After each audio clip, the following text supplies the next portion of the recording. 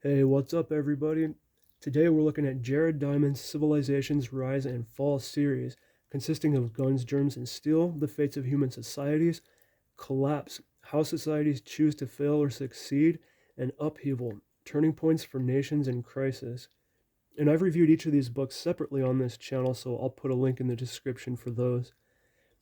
Everybody knows about Jared Diamond's Guns, Germs, and Steel, but not everyone is aware that this is only book one of the three-part Civilization's Rise and Fall series, and like Guns, Germs, and Steel, the other two books are very good reads. Diamond uses these books as a professor of geography at UCLA, but Collapse and Upheaval never garnered the same kind of attention that Guns, Germs, and Steel did, and I'll discuss why that might be towards the end of the video.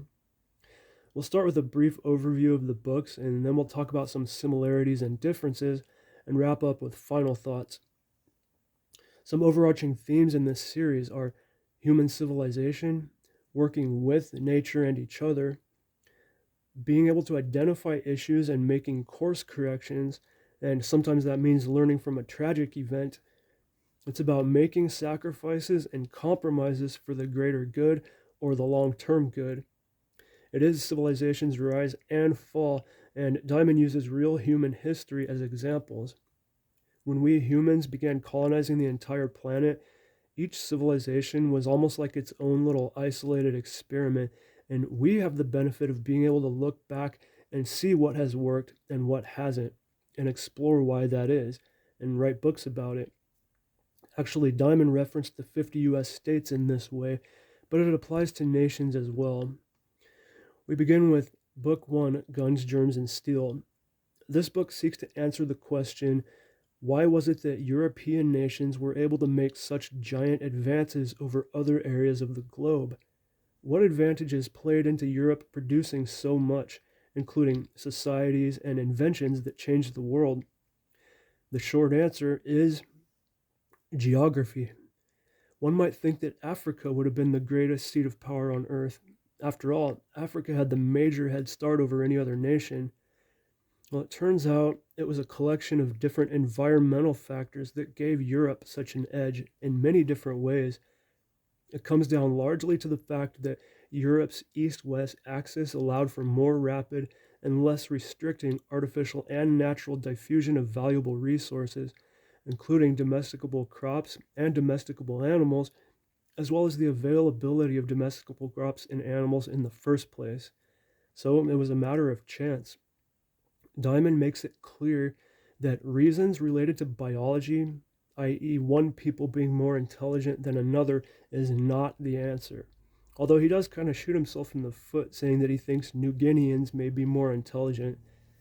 I don't know if he meant more intelligent than the rest of the world or just America, that wasn't clear, but Diamond makes the case for geographical factors playing the central role in the acquisition and impact of guns, germs, and steel in human history.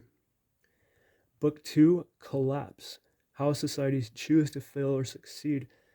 This book was all about population maintenance and growth and resource availability and management.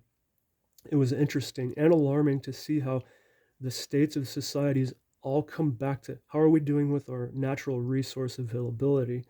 This could mean fresh water, game, timber, or farmable land. This is something that has been fairly easy for me to take for granted, and a book like this helps to demonstrate the reality of these factors. Again, Diamond uses cases in history to show patterns in human behavior, and it's crazy to think about societies like Easter Island, where we might say it was obvious that they were on an unsustainable path. How could they not have been able to read the signs? But then the same is clearly true for many first world societies today. Diamond also dedicates a portion of this book to societies who were able to make the necessary sacrifices and turn their situation around, and we examine how they were able to make these achievements. This really gives you hope that humans are resourceful and creative, and maybe we aren't facing any challenge that we can't overcome. Then there's Book 3, Upheaval, Turning Points for Nations in Crisis. This book takes a very creative approach by using this 12-point framework used by psychologists to help clients manage personal crisis. Diamond applies this personal crisis framework to a national level, and it seems to fit very well. Again, we look at a series of historical cases where nations dealt with their crisis situations. We look at some situations that turned out okay and some that didn't. But with each case, we're able to apply this crisis management framework as a guide for examining each of the problems these nations faced.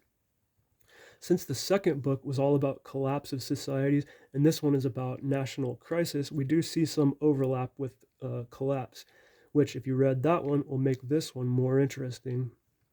This book also looks specifically at major current issues in America today, as well as the world in general. We look at what Diamond says are the biggest problems and threats to democracy in our country, and we examine the fact that the world doesn't have enough resources for everyone to be living a first world existence, so eventually something's going to give. Let's look at some of the similarities that all the books share. These aren't just simple history books. All three books are centered on an interesting idea, but each one also features its own concept that is developed throughout the book, being geographical access of land masses, making sacrifices and compromises for the future, and the personal psychological framework applied to a nation, respectively, and each one is pulled off very well. There are some common themes that we encounter in each book. After all, they're all about trying to live sensibly and comfortably if possible. With finite space and resources, and with our tendency for population growth, and the fact that we're sharing this planet with a lot of people, naturally some issues are going to be coming up. Jared Diamond's books are all pretty good sized. The three in this series average 480 pages each. All three books are highly structured and well organized. They all highlight the importance of studying history and studying nature in general, which is that being more well informed allows us to make better choices. Let's look at some of the differences. Guns, Germs, and Steel is the more speculative than the other two books. It covers a very broad scope of discussion topics, and it covers a more vast time span, reaching all the way back to when humans became something more than animals. And of course, this is the most well known book, and this is the book that put Jared Diamond on the radar for a lot of people. Collapse is more about ecology and resource management, where Guns, Germs, and Steel is more about the forming of societies. This one is, of course, about their collapse. Being about lost societies, this book has this mystique quality that the others lacked. It's just so fascinating reading about societies that no longer exist, some of which vanished, leaving nothing but stone structures behind. This book also heavily features island societies. For these reasons, I think Collapse might have been the most enjoyable read for me. And they're all good, but there's just something about the lost societies and all the stuff about ecology that made me just love this book. Upheaval is a more politically oriented book. There's a lot of stuff in here about diplomacy and war, wars beginning, wars being fought, and nations recovering after wars. This one, along with Collapse, may be the most relevant to today, but for different reasons. This book discusses different forms of government, but it isn't promoting any kind of government over any other. This book is more a work of objective historical analysis, not one of subjective persuasive sociology. So, why did Guns, Germs, and Steel become so well known while the others didn't? Guns, Germs, and Steel, besides being widely loved by the casual book reader, it was also criticized by some professionals. The book caused Jared Diamond to receive some backlash for making such big waves outside of his field of expertise. The geology ideas in this book weren't new, but he did speculate about how geology ties in to the domestication of certain available animals and crops and how that ties into the theme of domination. He caught a little bit of flack from anthropologists and historians for his first book. The Third Chimpanzee was essentially an anthropology book, and then he goes off and writes this Pulitzer Prize winning Guns, Germs, and Steel. And I think some of the anthropologists and historians were a little upset that this geologist was making such accolades for speculations in their field. And I've heard Diamond discuss some very valid points here regarding guys like him and guys like Neil deGrasse Tyson and Carl Sagan.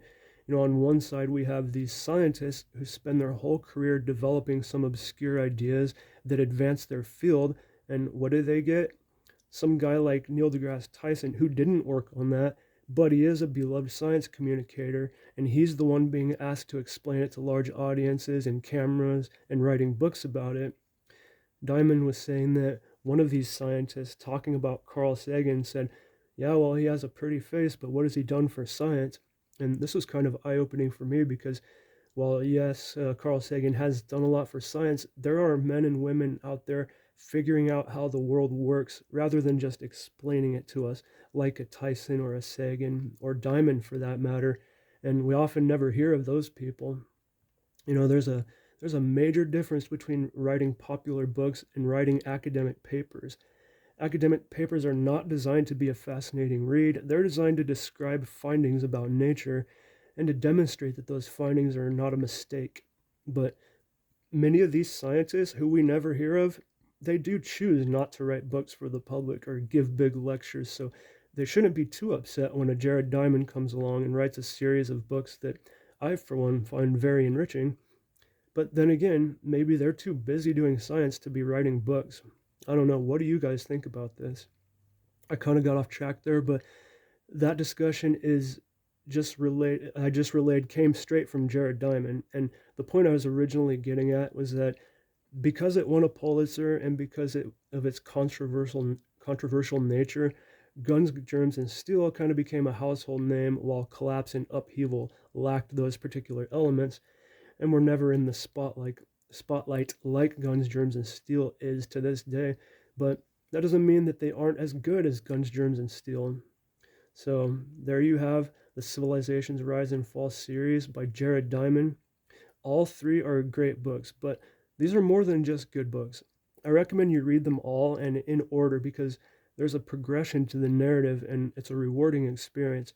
But I'll tell you the main theme that I get out of this series as a whole, and that is this: environmental determinism can't explain everything. We find ourselves born into certain circumstances that are a product of decisions made by people who came before us and people around us over environmental factors.